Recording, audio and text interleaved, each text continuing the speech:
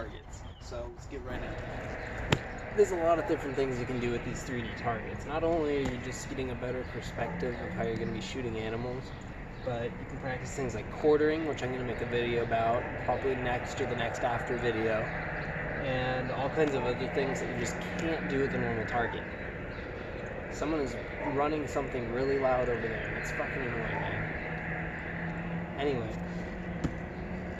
these things are just an altogether step up. I think I said it in one of my last videos, but it's basically necessary if you actually want to be good at hunting and be able to get good practice.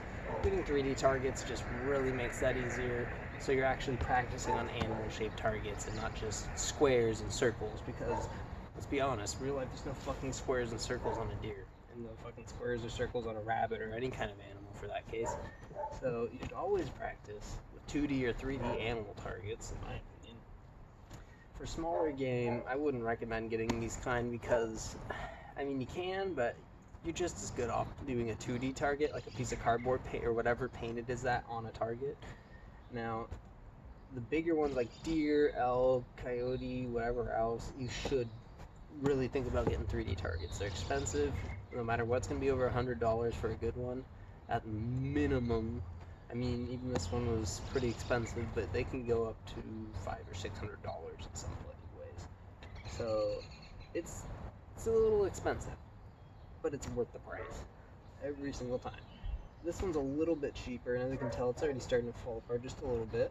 But you can buy like I think it's $10 or $15 for an insert for one of these, and that orders in a couple days. So it's not a big deal.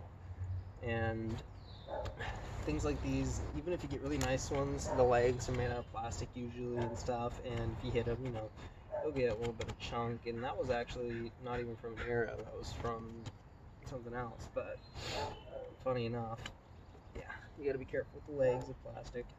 But this foam, it can take a lot more than most of the normal little square targets.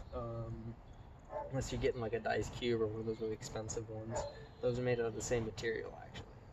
But this one's a slightly cheaper version of that material. So, like I said, it falls apart a little bit, you know, does stuff like that. But the more you go up in price, the less it'll do that. The really, really expensive stuff, when you hit it and take it out, it'll actually wrap back around and reheal itself almost, basically, for the first thousands of shots. This one's gone through almost 1,000 already, and it's already getting pretty beat up. I expect to hopefully at least get 5,000 to 8,000 shots into it before I have to replace stuff, but we'll see.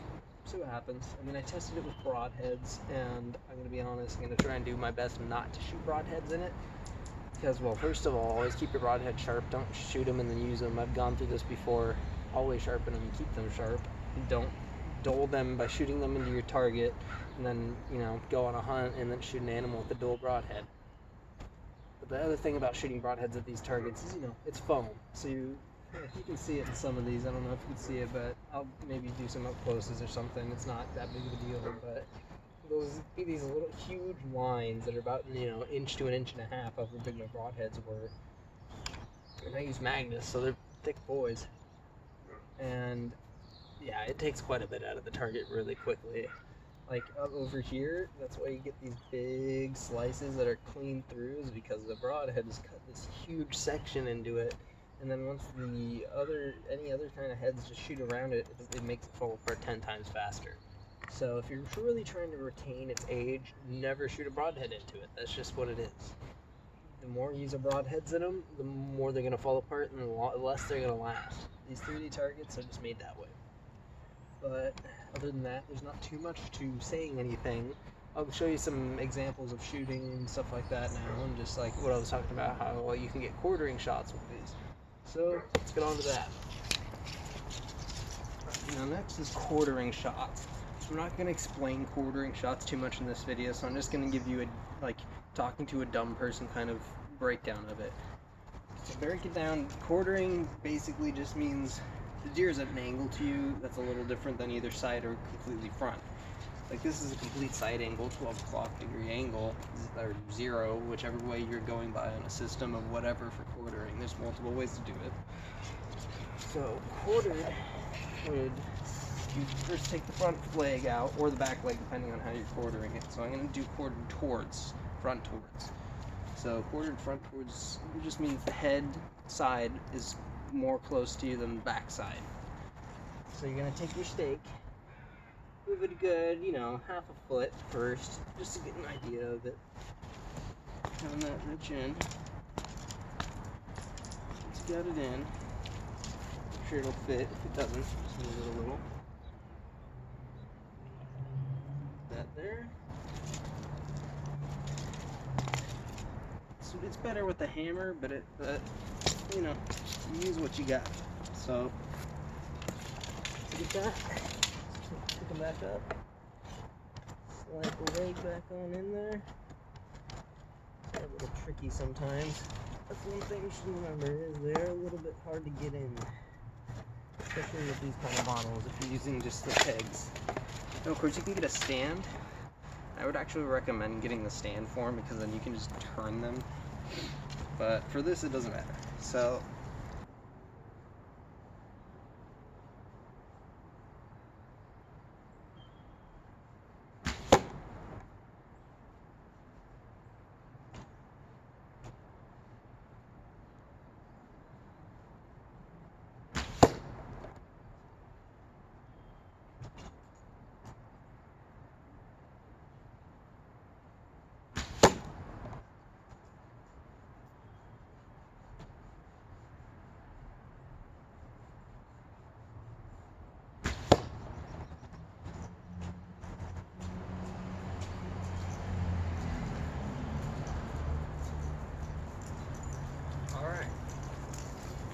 this is a simple example. I took a few different area shots so you can get an idea of what's happening if you hit over here. So first I took some normal heart shots and actually got a really good group right there. And I'm going to show you why that could be a bad thing. So let's take an arrow. This is explaining quartering just a little bit more. So when this shot's coming in at this angle, make sure it's right, you can see that the exit is toward the very, very end corner of the lung on this side. And let's say he was more at an angle, even more, that could change that all the way to here, and then you're coming out in the guts and ruining the deer. So that's why quartering is so important. So if you use like normal angle, like this kind of angle, where you got some angle compared to the target, that's the kind of angle we're talking about. It's not too bad. It's about, I'd say, 35 degrees, 25 degree angle, somewhere around there. I'm not doing exact numbers right now. This is just kind of an example for you guys. I'm going to explain quartering in a different video, like I said. But this would be a much better shot because you're coming in here a little more towards the front lung, and this is not a representation. The lungs are a little more forward than that. I don't know why they did this, but anyway, if you're coming in here, the exit's going to be, as you can see, right in that perfect area where you want it. So with quartering, you're thinking more about the exit than the entrance a little bit. And if you was extremely quartered, you'd want to shoot over here, because shooting this far away, if you're coming in at an angle like this,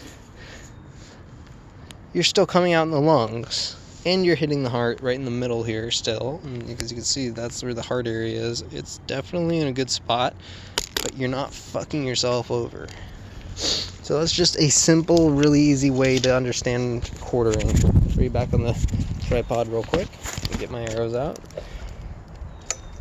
So that's the nice thing about these, and that's why I got a 3D target. You can do things like this, and getting a better idea of shooting at animals and the shapes of animals, because that is a really important thing that people just don't think would be important. But here's the other thing about these targets. Taking the arrows out, easy peasy. Comparing it to a normal, just brick target, these things just pop right out of there. And it is so much nicer. It is much more worth it. Even two together, look at that. Came right out. Although I didn't, yeah, that's why I don't want to do that in this area of it, because this is where I shoot all my arrows. But still, you get an idea. So that's the nice thing about these. Super huge amount of benefits. There's a couple little things that are a little annoying, like yes, they're way more expensive than a normal target, and yes, you do have to replace these centers after a little while, but other than that, they last as long as you take good care of them, and it's going to improve your hunting by so much. So that's just a simple video on 3D targets. If you got any questions, anything like that, always remember, just throw them in the comment section. I'm always happy to answer them, whether they're negative or positive. I don't care. And if you guys, if someone points out enough stuff, maybe I'll make a second video about 3D targets. So I am going to make a video using this target for things like talking about quartering, like I was just talking about in a full video, certain stuff like that. I'm going to be using this. It's a useful tool, not just for hunting practice, but for so many things. So that's a good brief over 3D targets and why I think you should think about saving up and getting them. Other than that, that's everything. So much love, everybody, and stay lifted. Lucky hunting.